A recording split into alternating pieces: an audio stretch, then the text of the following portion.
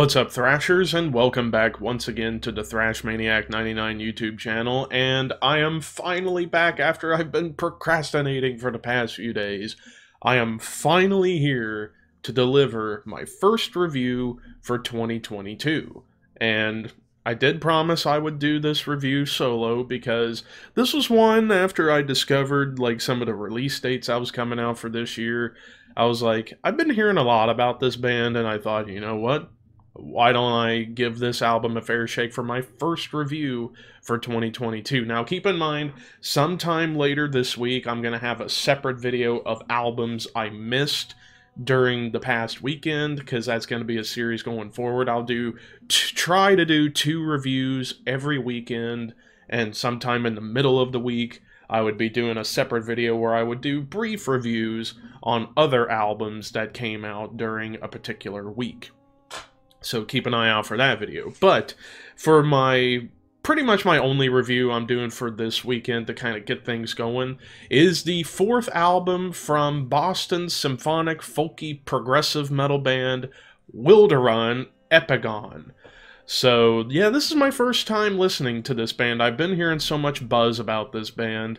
They formed back in 2008 out of Boston, Massachusetts by guitarist and vocalist and multi-instrumentalist Evan Barry, formerly of bands like Immortal Bird and Replaceire. So coming out of a bit more of a death metal background, and this is his symphonic folky prog metal project.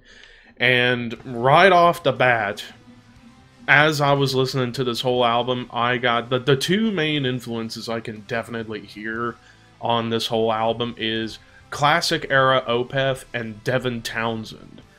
What a hell of a mixture of influences to have for this whole entire thing.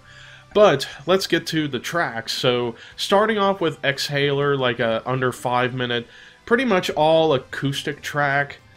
Just the vocals carrying the song throughout with the beauty it projects. Evan's vocals, I think, definitely sound like his cleans. Very, very similar to Devin Townsend's vocals. And they're wonderful, they're lush. And the acoustic guitars, and even a little bit of hints of like the folk and the symphonic elements throughout, kind of help complement Evan's cleans during this track. And I love how it gets into this like sudden increase of drama towards the end, leading into the next track, Wool Gatherer, and starting off with more of those lush vocals and the acoustic guitars return for a bit before the mellotron and electric guitars come in to add more epic quality to the track. And after some more melodic parts, the guitars get even heavier, and there's blast beats coming in while the symphonic elements kind of, again, complement everything going on throughout this whole section, as well as the death growls. Like, the death growls throughout much of this album remind me a little bit of Peter Tattigran from Hypocrisy. Just a little bit. The folky instrumentation coming in, some clean guitars to kind of help build some tension in the background to lead into some more aggression, and a wacky yet wonderful guitar solo as it gets into an epic blast beat and choir part before everything calms down by the end of the track, leading into Passengers, starting off with another heavy monster of a riff with those orchestral instruments going on to showcase even more aggression, more blast beats with a choir. And I love the trade-offs during this track between the heavy moments and the beautiful melodic moments. Things go quiet real quick to build up towards one of the heaviest moments of the album, with this very classic Opeth-inspired riff and drum pattern, with some beautiful female vocals and even a duet. And I like when duets are done correctly, and this was definitely an example of that. More of those Peter Tattigran-inspired growls, and just the dynamic shifts all throughout this track I really, really, really loved. Then it goes into Identifier, starting on with more beautiful yet tense vocals and acoustic guitars to kind of set the stage, heading into some more of the heaviness that you get, more great riffing and melodic guitar parts. This time it reminded me I got echoes of Mastodon with some of these riffs and guitar parts. Some of the instrumentation actually going on a little bit afterwards remind me a bit of Dream Theater to an extent, where it's all about that musicianship going on. Another epic guitar solo coupled with those folky symphonic parts to add more feeling to it. And then one of the best riffs of the entire album shows up at around the 7-minute 40-second mark. Very heavy yet melodic, kind of like At the Gates, because it gets a little bit kind of thrashy and during that section. And then afterwards you get more of those dynamic shifts between the soft moments and the heavy moments. Ambition, the shortest track of the album, it was really this weird, strange soundscape part, and kind of wavered on me a little bit. But then we get into the epic 4-part track, Distraction. Distraction 1, starting off with them more of those beautiful vocals and acoustic guitars, but this time it has a little bit more of a somber feel to them.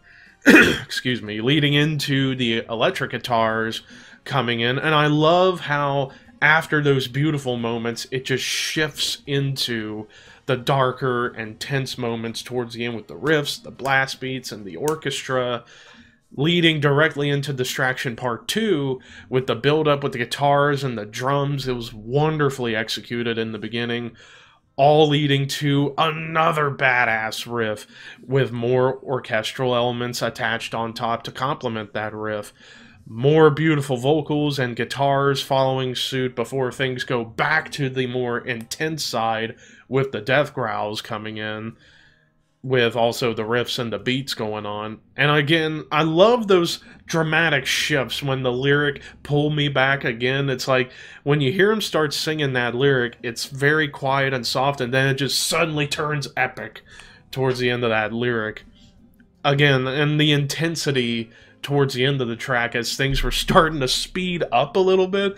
Kind of like, hey, let's start off slow, let's just go faster and faster. And then it gets into Distraction Part 3, starting off with some beautiful ambience in the background to kind of calm things down after the way Part 2 ended.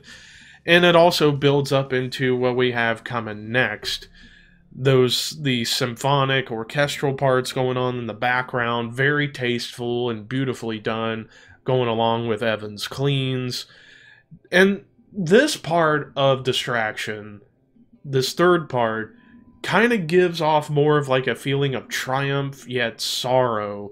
Kind of like as if this was like a superhero movie and the hero has won his battle, but he lost a lot. I can kind of think of like Amazing Spider-Man 2 when Spider-Man stops Electro but lost Gwen Stacy. That's kind of like the feeling I get with some of these some of the instrumentation and the flowing parts going on. And as the song builds from that, we get to the best guitar solo of the entire album, as it further exemplifies that feeling of sorrow, yet the feeling of triumph. And it's kind of like Pink Floyd level solos. Like, it's not super technical, it's more about feeling and emotion. And that's a step. Bleh. If I can fucking speak, that would be dangerous. That solo is like Pink Floyd levels of fantastic. And then as the song concludes, the vocals kind of start to carry forth a feeling of redemption, so to speak. And then we get to Distraction Nulla, which isn't Distraction 4 for some reason, but it's essentially the fourth part of the song. Starts off with more of that soundscape ambience before it just gets into some wild, crazy drums while the guitar is kind of carrying forth the remainder of the stories to kind of keep the song from going off the rails, so to speak.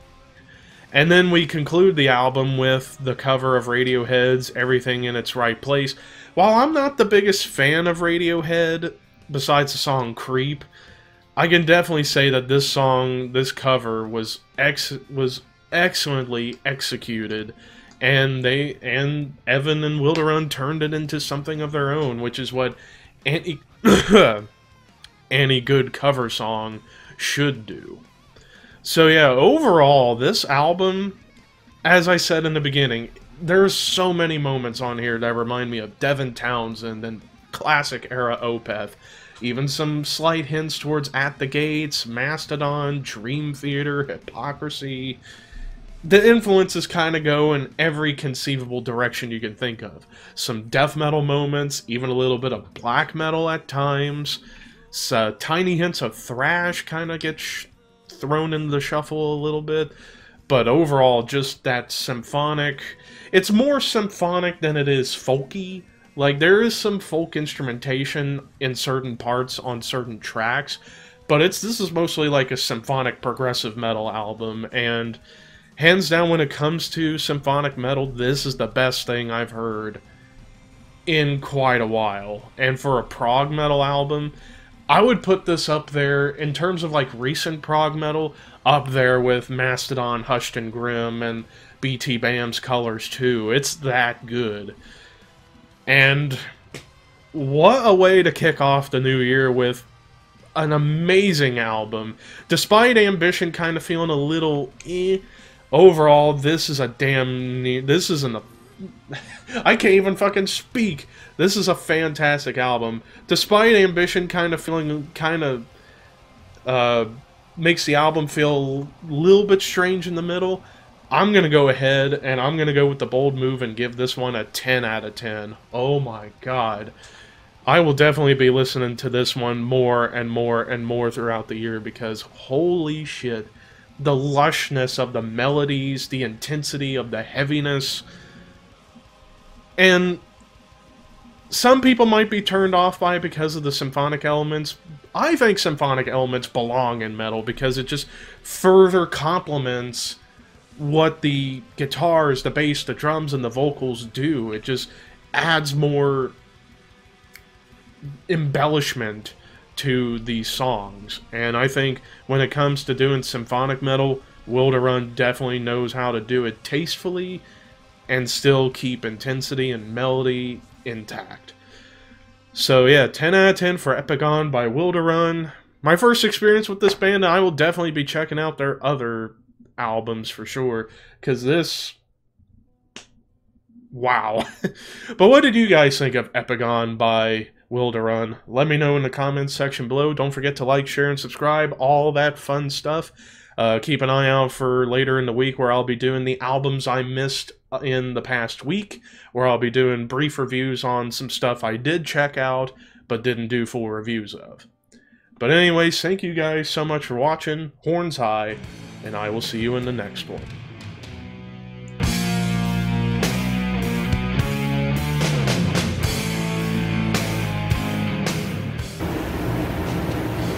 I'm very mad right now. You're kidding me. You are kidding me. Nah. He was kidding me, bruh. No, I'm not. No. I win. Are you kidding me? No. I had 4. I was 1 card away. No, 1 card. clutch. No, dude. Unbelievable. I had 3 7s and a wild card, as well as 3 8s, 2 9s. I was there, dude. No. So, yeah, it is what it is. But anyways, I whooped his ass. Boo! Trash game!